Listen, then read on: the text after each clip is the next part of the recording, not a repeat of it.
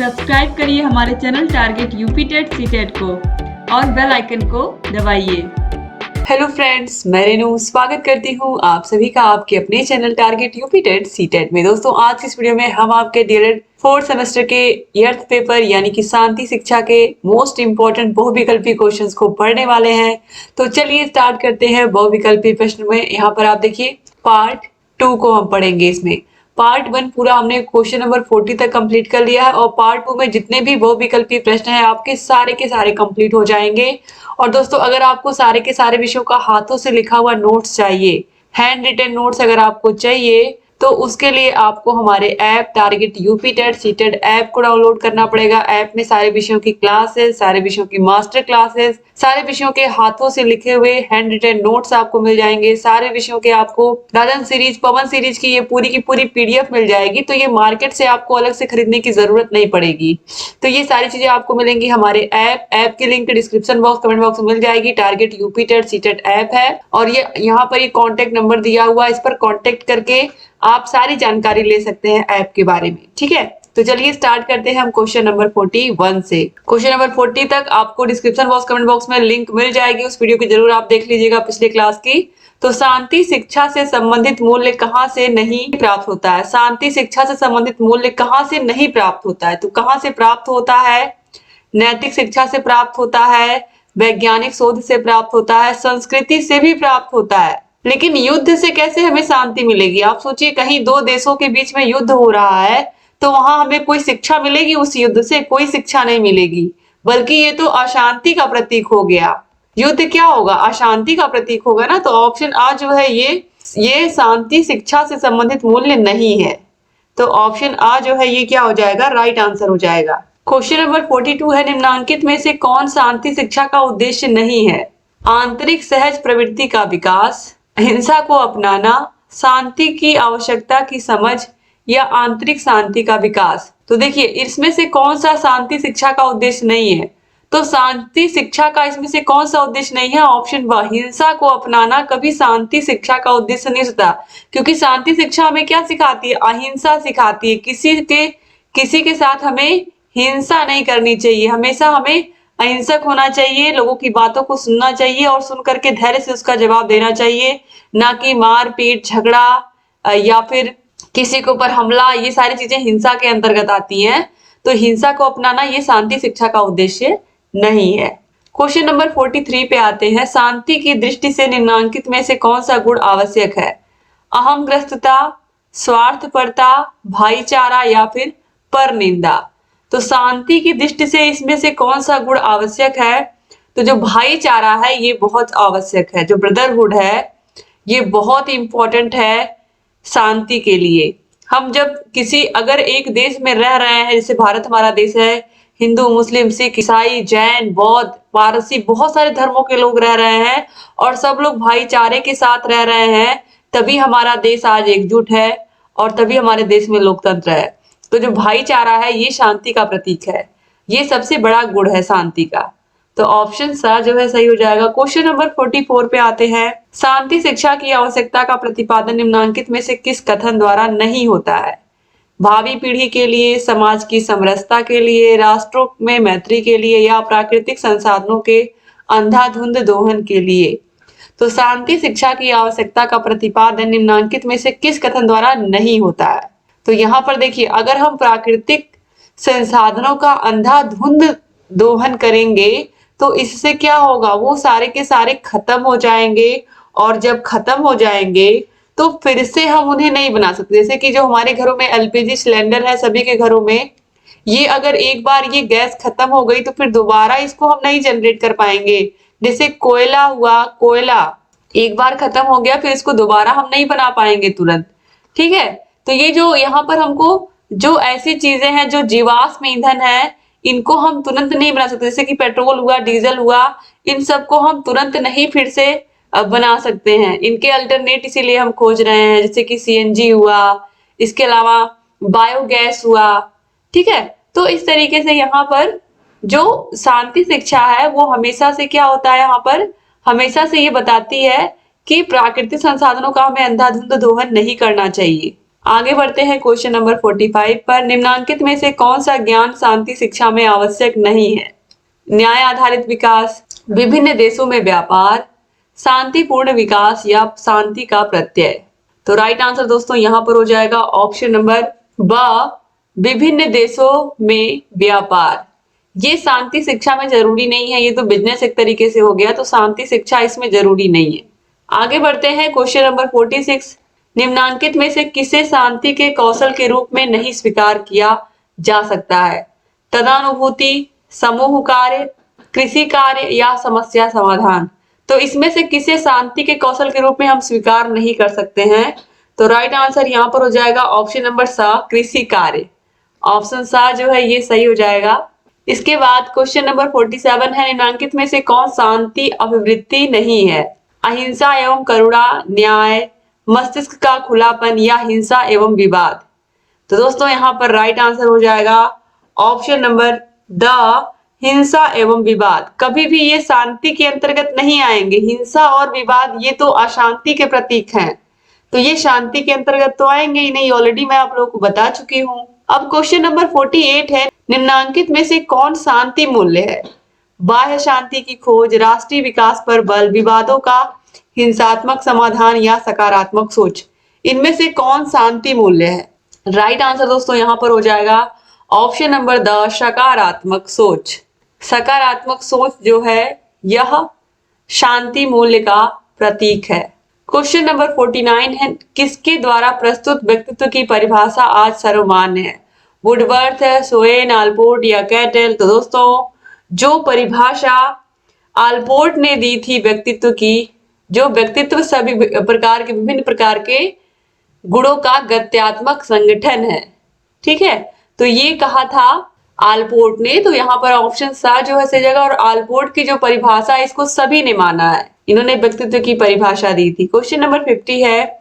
निम्नांकित कथनों में से कौन सा कथन गलत है? विलक्षणता व्यक्ति की विशेषता है, व्यक्तित्व के सभी गुण आनुवांशिक होते हैं, व्यक्तित्व में परिवर्तनशील एवं नम्रता होती है, व्यक्तित्व में सीखने की महत्वपूर्ण भूमिका होती है। तो जो व्यक्तित्व के सभी गुण होते हैं वो आनुवांशिक नहीं होते। जैसे किसी बच्चे के माता पिता अगर क्रिकेट खेलते हैं तो हो सकता है वो बच्चा क्रिकेट खेले, हो सकता है, ठीक है, लेकिन जरूरी नहीं कि जो उसके माता पिता के अंदर गुण है वही गुण उसके अंदर सेम टू सेम हो। ये आप लोग समझिए कि जरूरी नहीं कि अगर कोई माता पिता जो बहुत धैर्यवान है उनका बच्चा भी बहुत धैर्यशाली हो, ठीक है। तो आनुवांशिक गुण कुछ कुछ माता पिता से बच्चों को मिलते हैं, लेकिन सारे गुण नहीं मिलते। बच्चे आकर के अपने वातावरण में सीखते हैं, अपने आसपास के एनवायरनमेंट से, अपने दोस्तों से, अपने घर परिवार के सदस्यों से सीखते हैं। तो ऑप्शन ब जो है ये सही हो जाएगा। क्वेश्चन नंबर 51 है। अच्छी आदत डालने के लिए क्या नहीं करना चाहिए? दृढ़ निश्चय एवं संकल्प, नियमित जीवन, यदा कदा अभ्यास या दंड एवं पुरस्कार। तो दोस्तों यहाँ पर राइट आंसर हो जाएगा ऑप्शन नंबर द, यदा कदा अभ्यास। अगर यदा कदा आप अभ्यास करोगे तो कभी आप किसी चीज का आदत डाल ही नहीं पाओगे। एक हफ्ते में आप एक बार सोचते हो कि हाँ आज हम उठेंगे तो आज हम एक्सरसाइज करेंगे, वर्कआउट करेंगे, आपने एक दिन किया, फिर हफ्ते में पूरा 6 दिन आपने कुछ नहीं किया, 7 दिन में से सिर्फ एक दिन आपने वर्कआउट किया, फिर अगले अगले हफ्ते में फिर आपने यही किया। तो ये आपका रूटीन इस तरीके से बन नहीं पा रहा है, एक तरीके से हम कह सकते हैं। तो यहाँ पर ये क्या हो जाएगा, ये यदा कदा वाला हो जाएगा। और यदा कदा से कभी कभी करने से अभ्यास अभ्यास नहीं होगा। जब हम रोज करेंगे उस चीज को तभी वो अभ्यास अभ्यास बना रहेगा। फिर क्वेश्चन नंबर 52 है। निम्नांकित में से कौन सा गुण व्यक्तित्व के 5 गुणों में शामिल नहीं है? खुलापन, बहिर्मुखता, स्नायु विकृति या सामाजिकता। तो राइट आंसर दोस्तों यहाँ पर हो जाएगा ऑप्शन नंबर द, सामाजिकता। यह व्यक्तित्व के गुणों में शामिल नहीं है। क्वेश्चन नंबर 53 है। साथी समूह में बच्चा किसके प्रति अपने आप को उत्तरदायी समझता है? अपने जाति के साथी के प्रति, समूह के नेता के प्रति, पड़ोस के साथी के प्रति या विपरीत लिंग के सदस्य के प्रति। तो यहाँ पर दोस्तों जो राइट आंसर हो जाएगा समूह के नेता के प्रति वह उत्तरदायी होता है। जैसे कि एक टीम है, अगर 11 खिलाड़ी हैं, जैसे कि क्रिकेट है, तो जो कैप्टन होगा उसकी बातों को सारे 10 के 10 खिलाड़ियों को सुनना पड़ेगा, क्योंकि 11 खिलाड़ी होते हैं ना। क्वेश्चन नंबर 54 है। बोध के विषय में कौन सा कथन सत्य नहीं है? यह जटिल मानसिक प्रक्रिया है, यह अर्जित योग्यता है, यह सामूहिक योग्यता है, या फिर यह बाह्य जगत के बारे में ज्ञान प्राप्त करना है। तो दोस्तों यहाँ पर राइट आंसर हो जाएगा ऑप्शन नंबर स, यह सामूहिक होता है। यह बोध के विषय में सही नहीं है। जैसे कि कोई सवाल टीचर ने आपको क्लास में बताया, ठीक है, अब अगर एक कक्षा में 30 बच्चे हैं तो 30 में से हो सकता है 5 बच्चे ऐसे हों जिनको वो क्वेश्चन समझ में नहीं आया हो, और 25 बच्चे ऐसे हों जिनको वह क्वेश्चन का बोध हो गया है, उनको समझ में आ गया है, ठीक है। लेकिन ये क्या इंडिविजुअल एक एक बच्चे की बात यहाँ पर हो रही है, तो ये सामूहिक कभी नहीं हो सकता है, ये हमेशा व्यक्तिगत ही होता है। क्योंकि आपके सामने कोई व्यक्ति भाषण दे रहा है 100, 200, 300 लोगों के बीच में, तो उनमें से कौन उनकी बातों को अच्छे से समझ पा रहा है, ये बोध के अंतर्गत आता है। एक एक व्यक्ति का इंडिविजुअल यहाँ पर होता है। क्वेश्चन नंबर 55 है, साथी संबंधों में विविधता के विषय में कौन सा कथन सत्य नहीं है? आपसी संबंध में लगाव की मजबूती, सामाजिक आर्थिक स्थिति, जाति धर्म, या जीवन लक्ष्य की समानता। ऑप्शन नंबर द जो है दोस्तों ये राइट आंसर हो जाएगा। साथी संबंधों में विविधता के विषय में यह कथन सत्य नहीं है कि जीवन लक्ष्य की समानता, क्योंकि जो जीवन लक्ष्य होता है वो अलग अलग हो सकता है। किसी का सपना है डॉक्टर बनना, किसी का इंजीनियर बनना, किसी को टीचर बनना है, किसी को पुलिस में जाना है, किसी को आर्मी ज्वाइन करनी है, तो ये सबके जीवन की अलग अलग लक्ष्य हो गए ना। क्वेश्चन नंबर 56 पे आते हैं, आक्रामकता के विषय में कौन सा कथन सही है? इस पर लिंग का प्रभाव होता है, शांति के लिए आक्रामकता आवश्यक है, किशोरों का आक्रामक व्यवहार अशाब्दिक होता है, या असहयोगात्मक अभिवृत्ति के विकास से आक्रामकता नियंत्रित की जा सकती है। तो दोस्तों यहाँ पर जो राइट आंसर है दोस्तों ये हो जाएगा ऑप्शन नंबर सा, किशोरों का आक्रामक व्यवहार अशाब्दिक होता है, यानी कि वो मुख से कुछ नहीं बोलते हैं, लेकिन वह अपने व्यवहार से दिखा देते हैं कि वो आक्रामक व्यवहार कर रहे हैं। आगे बढ़ते हैं क्वेश्चन नंबर 57 पर, निम्नांकित में से कौन सी नैतिकता की विशेषता नहीं है? यश मान हेतु कल्याण करना, समूह के मानदंडों के अनुरूप व्यवहार करना, सार्वजनिक कल्याण, या आंतरिक प्रेरणा। तो इसमें कौन सा नैतिकता की विशेषता नहीं हमें बताना है? तो यश मान हेतु कल्याण करना, यानी कि हमें खूब सारा ढेर सारे लोग प्यार करें, इसीलिए हम लोगों का कल्याण कर रहे हैं, यानी कि हम बदले में कुछ उम्मीद कर रहे हैं। सिंपल सी बात है, अगर हमने किसी की मदद कर दी तो हमें बदले में भी उससे मदद नहीं सोचनी कि ये भी हमारी मदद करेगा, ठीक है। तो ये नैतिकता के अंतर्गत नहीं आएगा। अगर आपने ये सोच करके किसी की मदद की है, अगर किसी भिखारी को आपने खाना दे दिया या पैसे दे दिए, तो आप ये तो नहीं सोचोगे ना कि ये भी कल को मुझे देगा। तो ऐसी चीजें नैतिकता के अंतर्गत आती हैं जिससे आपको फिर दोबारा उम्मीद नहीं होती है सामने वाले से। अगर उम्मीद कर रहे हो तो फिर आप यश मान अपने लिए कर रहे हो, तो ये फिर नैतिकता के अंतर्गत नहीं आएगा। तो ऑप्शन आ सही हो जाएगा। क्वेश्चन नंबर 58 है, निम्नांकित में से चरित्र के विकास के लिए क्या आवश्यक है? कक्षा में चरित्र पर व्याख्यान, टीवी देखना, सदाचार युक्त पर्यावरण, या विद्यालय का असहयोग। राइट आंसर दोस्तों यहाँ पर हो जाएगा ऑप्शन नंबर सा, सदाचार युक्त पर्यावरण। क्वेश्चन नंबर 59 है, वॉटसन ने व्यवहार के लिए किसको महत्वपूर्ण माना था? उद्दीपन, उद्दीपन एवं अनुक्रिया दोनों को, या फिर चेतना को। तो राइट आंसर यहाँ पर हो जाएगा दोस्तों ऑप्शन नंबर सा, उद्दीपन और अनुक्रिया दोनों को इन्होंने इंपॉर्टेंट माना है। क्वेश्चन नंबर 60 है, नए अनुबंधन का निर्माण होता है खोज से, प्रभाव के नियम से, अनुकूलन के नियम से, या खोज और अनुकूलन दोनों के नियम से। तो राइट आंसर दोस्तों यहाँ पर हो जाएगा ऑप्शन नंबर सा, अनुकूलन के नियम से। क्वेश्चन नंबर 61 है, निम्नांकित में से कौन सी रणनीति परिवार द्वारा शांति के लिए निर्माणकारी व्यवहार हेतु नहीं अपनाई जाती? घर का वातावरण, बच्चे से व्यवहार, शिक्षा को महत्व देना, या सामाजिक आर्थिक स्थिति में सुधार। तो दोस्तों राइट आंसर यहाँ पर हो जाएगा सामाजिक आर्थिक स्थिति में सुधार। ऑप्शन द जो है ये राइट आंसर हो जाएगा। क्वेश्चन नंबर 62 है, अवांछित व्यवहार को हतोत्साहित करने के लिए शिक्षक को क्या नहीं करना चाहिए? पुरस्कार का प्रयोग, निष्पक्ष रहना, माना कि बच्चा ठीक नहीं है, या नियमित दिनचर्या का पालन। तो दोस्तों एक शिक्षक को बहुत जरूरी है कि वह निष्पक्ष रहे, बिल्कुल सही है। और जब वो पुरस्कारों को भी देंगे कक्षा में, जैसे अगर कोई बच्चा पूरा महीना स्कूल आया है तो उसको हम स्टार ऑफ द क्लास कह सकते हैं, स्टार ऑफ द मंथ कह सकते हैं। तो ये पुरस्कार हो गया, तो इससे बच्चों को और मोटिवेशन मिलती है, तो ये भी आवश्यक है। ये तो बच्चों को और प्रोत्साहित करेगा, हतोत्साहित कैसे करेगा, और बच्चों को मोटिवेट करेगा। और निष्पक्ष रहना बहुत जरूरी है। अगर 30 बच्चे हैं तो 30 के लिए आपके मन में सेम भावना होनी चाहिए, और नियमित दिनचर्या का पालन करेंगे तभी बच्चों को हम सही से पढ़ा पाएंगे।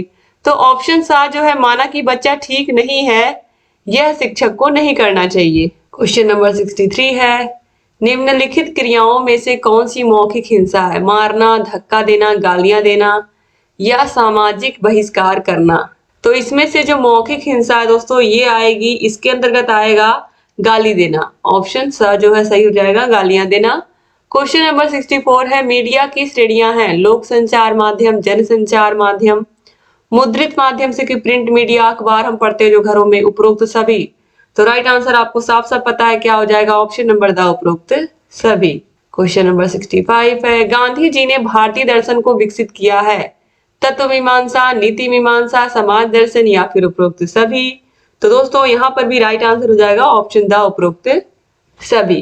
क्वेश्चन नंबर 66 है, शिक्षा दर्शन का क्रियात्मक पक्ष है, यह दार्शनिक चिंतन का एक पहलू है। यह किसका कथन है? स्पेंसर का, प्लेटो का, जॉन एडम्स का या डीवी का। तो राइट आंसर हो जाएगा जॉन एडम्स का कथन है ये। क्वेश्चन नंबर 67 है, गांधी जी के अनुसार शिक्षण विधि होनी चाहिए, शिक्षण का माध्यम मातृभाषा हो, शिक्षण पुस्तकीय न होकर क्राफ्ट केंद्रित हो, यानी कि हैंड क्राफ्ट पर इन्होंने बहुत बल दिया, जैसे बच्चे अपने हाथों से लिफाफे बनाना सीखे, पतंग बनाना सीखे। ऐसी शिक्षा ऐसी हो जो बच्चों को आत्मनिर्भर बना सके, यानी कि बच्चों को ऐसी शिक्षा देनी चाहिए जो बच्चों को रोजगार भी दे सके। तो राइट आंसर क्या हो जाएगा, ऑप्शन नंबर द, उपरोक्त सभी। आगे बढ़ते हैं क्वेश्चन नंबर 68 पर, निम्नांकित में से कौन सा हिंसा का मोर्चा है? भ्रष्टाचार, मनोवैज्ञानिक हिंसा, क्लासिज्म या धमकी देना। तो राइट आंसर यहाँ पर हो जाएगा ऑप्शन नंबर अ, भ्रष्टाचार। आगे बढ़ेंगे हम। क्वेश्चन नंबर 69 है, निम्नांकित में से कौन सा विकल्प विवादों के शांतिपूर्ण हल की प्रक्रिया में शामिल नहीं है? विवाद के स्रोत की पहचान करना, घटना के पूर्व का विश्लेषण, अनुबंधन या न्याय की स्थापना। तो राइट आंसर यहाँ पर हो जाएगा ऑप्शन नंबर द, न्याय की स्थापना। क्वेश्चन नंबर 70 है, सांसारिक दुखों से मुक्ति का अष्टांगिक मार्ग किसने बताया? महावीर स्वामी, अरविंद घोष, महात्मा बुद्ध या फिर विवेकानंद। तो अष्टांगिक मार्ग किसने बताया था? आप सभी को पता है, महात्मा बुद्ध, यानी कि गौतम बुद्ध ने बताया था। क्वेश्चन नंबर 71 है, अहिंसा, सत्य, अस्तेय, अपरिग्रह, ब्रह्मचर्य की शिक्षा किसमें दी जाती है? वैदिक दर्शन में, बौद्ध धर्म में, जैन धर्म में या योग दर्शन में। तो राइट आंसर है दोस्तों, ये शिक्षा दी जाती है जैन धर्म में। ऑप्शन सा सही हो गया। क्वेश्चन नंबर 72 है, सत्य, अहिंसा और सत्याग्रह के महत्व को किसने बताया? अरविंद घोष, टैगोर, महात्मा गांधी या स्वामी विवेकानंद। तो आप सभी को पता है कि सत्य, अहिंसा और सत्याग्रह के बारे में हमें गांधी जी ने बताया। ऑप्शन सा जो है ये राइट आंसर हो जाएगा। क्वेश्चन नंबर 73 है, निम्नलिखित में से कौन सी घटना को तनाव का स्रोत कह सकते हैं? खेलना, घूमना, ध्यान लगाना या विवाद होना। जैसे ही किसी के साथ किसी की कंट्रोवर्सी होती है, किसी के साथ किसी का विवाद होता है, तो ये तनाव को जन्म देता है। तो ऑप्शन नंबर द जो है ये राइट आंसर हो जाएगा। कहीं घूमने से तो हमारा मन और अच्छा होता है, खेलने से भी हमारा मन अच्छा होता है, ध्यान लगाने से हमें शांति मिलती है, तो ये सब तनाव के स्रोत तो नहीं हो सकते। तो ऑप्शन द जो है विवाद होना, ये राइट आंसर है। किसी के साथ झगड़ा हो गया, मारपीट, कोई भी चीज हुई तो आदमी तनाव में आ जाता है, टेंशन में आ जाता है। क्वेश्चन नंबर 74 है, पतंजलि के अनुसार योग का अर्थ है एकाग्रता, आसन लगाना, अनुशासन या चित्त वृत्ति का निरोध। तो चित्त वृत्ति का निरोध, ये ऑलरेडी मैंने फर्स्ट क्लास में बताया था आप लोगों को। क्वेश्चन नंबर 75 है, निम्नलिखित में से कौन अष्टांग योग में सम्मिलित नहीं है? यम, आसन, प्रणाम या फिर प्रत्याहार। दोस्तों राइट आंसर हो जाएगा ऑप्शन नंबर सा, प्रणाम। मैं बता दूं आपको अष्टांग योग में क्या क्या आता है। यम, नियम, आसन, प्राणायाम, प्रत्याहार, धारणा, ध्यान और समाधि। ठीक है, तो यहाँ पर प्राणायाम होना चाहिए था, तभी सही होता, प्रणाम नहीं सही है। क्वेश्चन नंबर 76 पे आते हैं, निम्नांकित में से संविधान के किस भाग में मूल्य कर्तव्यों का उल्लेख किया गया है? भाग 4A में, भाग 4 में, भाग 5 में या भाग 6 में? तो दोस्तों संविधान के किस भाग में मूल कर्तव्यों की बात की गई है, यहाँ पर पूछा है। तो राइट आंसर दोस्तों यहाँ पर हो जाएगा ऑप्शन नंबर भाग 4A में। क्वेश्चन नंबर 77 है, संयुक्त राष्ट्र संघ यूएनओ का गठन कब हुआ था? तो संयुक्त राष्ट्र संघ का गठन हुआ था 24 अक्टूबर 1945 को। ऑप्शन आ जो है ये राइट आंसर हो जाएगा। क्वेश्चन नंबर 78 पे आते हैं। स्वामी विवेकानंद द्वारा स्थापित रामकृष्ण मिशन के प्रमुख कार्य क्या थे? गरीबों की यथासंभव सहायता, स्वामी रामकृष्ण की शिक्षाओं एवं वेदांत का प्रभावशाली ढंग से प्रचार, जन कल्याण के लिए शिक्षा या उपरोक्त सभी? तो राइट आंसर दोस्तों है ऑप्शन नंबर द उपरोक्त सभी। क्वेश्चन नंबर 79 है, अंतरराष्ट्रीय शांति वर्ष किस साल घोषित किया गया था? तो राइट आंसर दोस्तों है ऑप्शन नंबर 1986। क्वेश्चन नंबर 80 है, स्वामी विवेकानंद का जन्म कब हुआ था? तो स्वामी विवेकानंद का जन्म किस सन में हुआ था पूछ रहा है। राइट आंसर हो जाएगा 1863 में, 1863 में। क्वेश्चन नंबर 81 है, निम्नलिखित में से कब मानवाधिकारों की घोषणा की गई थी? तो 10 दिसंबर, याद रखिएगा 10 दिसंबर को मानवाधिकार दिवस मनाते हैं और बहुत बार एग्जाम में ये पूछा भी गया है, ठीक है। तो मानवाधिकारों की घोषणा कब की गई थी? तो 10 दिसंबर 1948 को मानवाधिकारों की घोषणा की गई थी। ऑप्शन नंबर द जो है ये राइट आंसर हो जाएगा। क्वेश्चन नंबर 82 पर आते हैं, निम्नलिखित में से कौन धार्मिक सहिष्णुता में बाधक नहीं है? परिवार का वातावरण, व्यक्तिगत स्वार्थ, राजनैतिक हस्तक्षेप या नैतिक आचरण? दोस्तों यहाँ पर राइट आंसर हो जाएगा ऑप्शन नंबर द नैतिक आचरण। यह धार्मिक सहिष्णुता में बाधक नहीं होता है। क्वेश्चन नंबर 83 है, धार्मिक सहिष्णुता के विकास के लिए शिक्षक को क्या करना चाहिए? कथनी और करनी में अंतर रखना, स्वतः धार्मिक सहिष्णुता में विश्वास रखना, नागरिक शास्त्र विषय का शिक्षण, इसमें शिक्षक का कोई महत्व नहीं रहता। तो दोस्तों यहाँ पर राइट आंसर हो जाएगा ऑप्शन नंबर ब, स्वतः धार्मिक सहिष्णुता में विश्वास, यानी कि सभी धर्मों के प्रति समान रूप से व्यवहार करना और सभी के प्रति आदर का भाव रखना।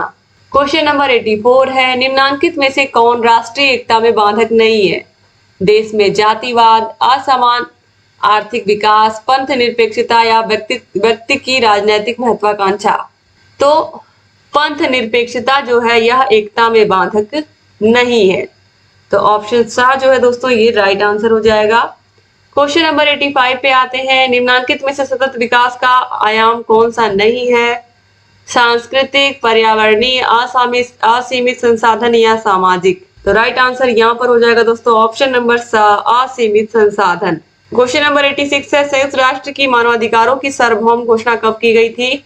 तो संयुक्त राष्ट्र में मानवाधिकारों की जो सार्वभौम घोषणा हुई थी वो हुई थी 1948 में, और ऑलरेडी अभी आपने देखा कि 10 दिसंबर 1948 को मानवाधिकारों की घोषणा की गई थी। तो इसी दिन को हम अंतरराष्ट्रीय मानवाधिकार दिवस मनाते हैं, जो कि आप लोग के एग्जाम में पूछा गया।